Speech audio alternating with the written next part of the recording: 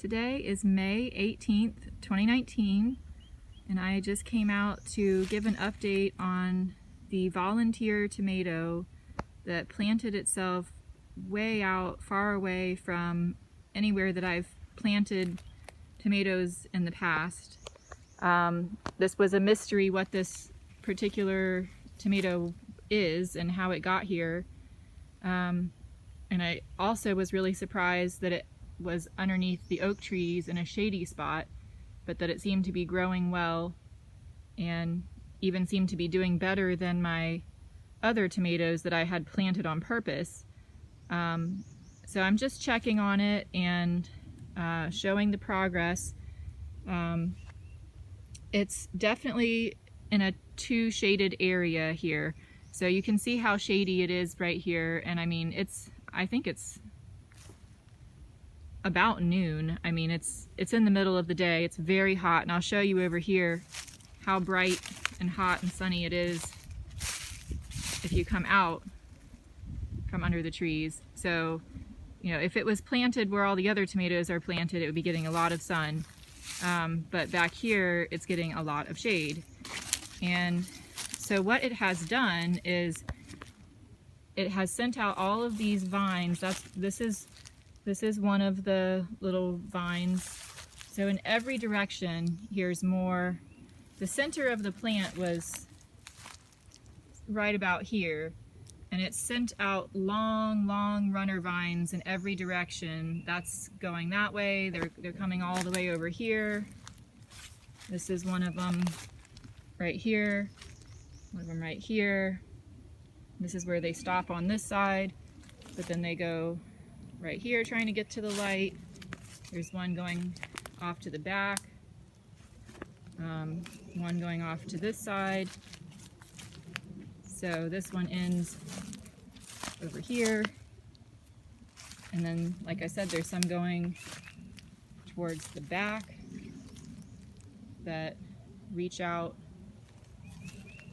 over here, and this one's, oh wow, this one's really far. I didn't even realize this came all the way over here. This is that one, and center of the plant over there is, so I'd say each of these runner vines are between 4 feet, and this one here is probably like a 6-foot long runner, maybe not quite that long, I'm not sure, but it's long. I mean, it's really reaching. So it is just, you know, the vines are just traveling out trying to find the sun, and it's not really getting enough sun, I don't think. It would probably be happier getting more sun, but it's doing all right. I mean, it's definitely surviving, and it's been giving me lots of tomatoes. Here they are. So this turned out to be a yellow cherry tomato, and I did grow some like this in my front yard, which this is the front yard, but it's like way out in the front. And where I was growing some tomatoes a few years ago, it's about, I don't know, 100 feet away from here. So probably an animal got one of them and moved it in some way. So it planted itself out here. I was growing 2 varieties that were similar to this, so I'm not sure which one it is. I think it's either Igleheart Yellow cherry tomato, or it might be one called, and I don't know how to pronounce this right, it's a German word. It's something like Blondkopfchen, which means little blonde girl, I think, in German. And that's like an orangish colored cherry tomato. So I'm definitely going to save seeds. These are really delicious. They're sweet, and obviously the plant likes our climate, and it's growing really well. I've got a lot of these tomatoes all over the place. I mean, you have to kind of look because they're hiding down under the leaves, and there's so many runners going in every direction. You have to look for them, but you know, here's more green ones that are starting. More green ones there. So even though it doesn't seem like it's getting enough sun back here, it is surviving and it is producing.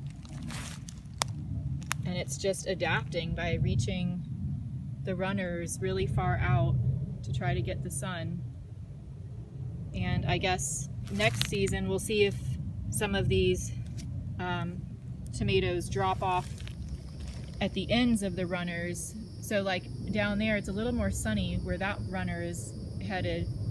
And I bet that some of the cherry tomatoes will fall off at the ends of the runners in the areas that are getting more sun, and it'll just kind of move itself over into a more sunny spot, most likely, and replant itself in a sunnier spot.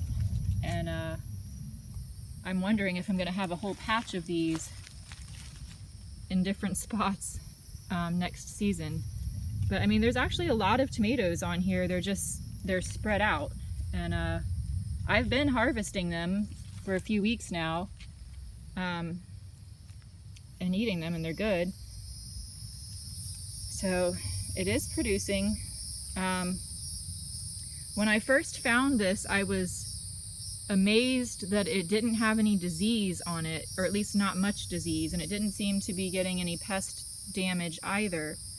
Well, now I do see some damage, and I think this is mostly pest damage. The way that the leaves look reminds me of what it looks like when insects chew on the bottoms of the leaves and chew away the green and leave like these whitish spots on the leaves, and then I think that makes it more susceptible to other diseases when the bugs attack it. So I do see a fair number of diseased leaves, but a lot of the runners are actually very healthy. So like here, there's no disease. So it's just certain areas where I think there were bugs, and then the new leaves all look pretty good where the plant is. There's some nice healthy leaves, but if you come back towards where the plant started out, they're not so healthy looking. But at this point, all of my tomatoes are getting a lot of diseased looking leaves on them. We've had a lot of rain lately, and it's causing the fungal diseases, and the bugs are going crazy right now. So all of the tomatoes are having a hard time right now. So this one here, you know, is actually just doing fine. It's really still, I would say, compared to the other ones that I've been cultivating, I think it's actually probably healthier still, even with some bug damage. So anyway, I'm really happy about this. And I found another volunteer, but it's not such a mystery. I mean, I don't know what it is, or I don't know for sure what it is, but it's not really a mystery because I found it near where I was growing the other tomato plants a couple years ago. And that's the same batch that this one probably came from, but the other volunteer is right next to the bed where I was growing them. This one is far away from that bed. But I will take you over and show you the other volunteer. I haven't been able to, the other volunteer, I've only just started getting ripe tomatoes from it, or they're still kind of ripening on my counter, so I haven't tried it yet. I don't know how it tastes. This one, I know I like the taste of it, so I will definitely grow this one again. I'm gonna save seeds and replant them next season.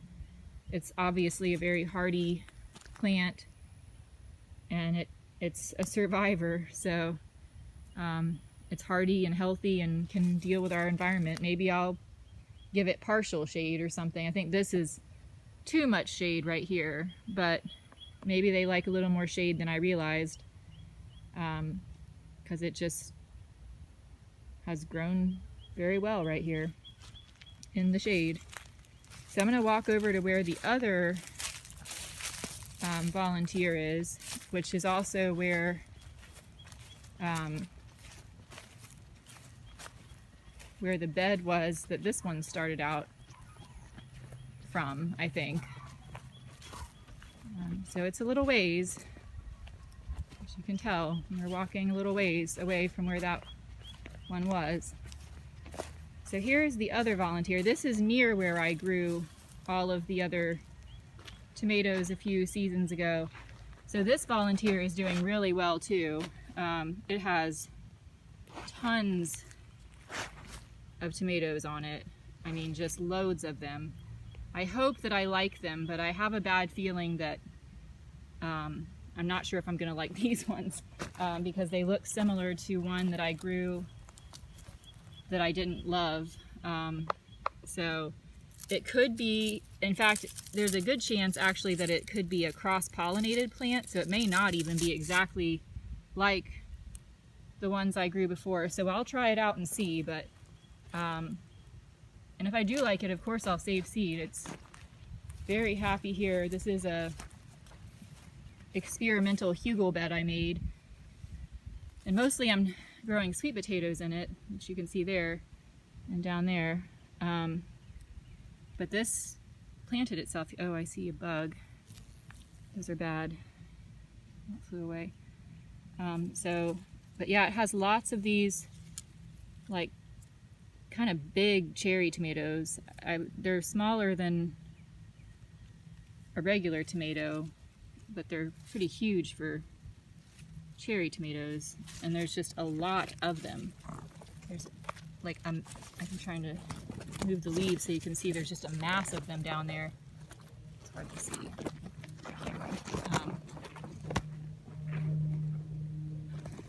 I mean, I'm looking at like probably 10 in a little bunch right here. I don't want to break the stems though. But yeah, there's tons and tons of tomatoes on this, and it's a big plant. It's gotten really big. So I don't know what variety this is going to turn out to be, and like I said, it's quite possibly a cross-pollinated one, or maybe one that wasn't my favorite, but we'll see. Maybe it'll be good. It's nice that it's growing so well. And it definitely likes the hugel bed, so it's nice to know how good hugel beds are for growing tomatoes.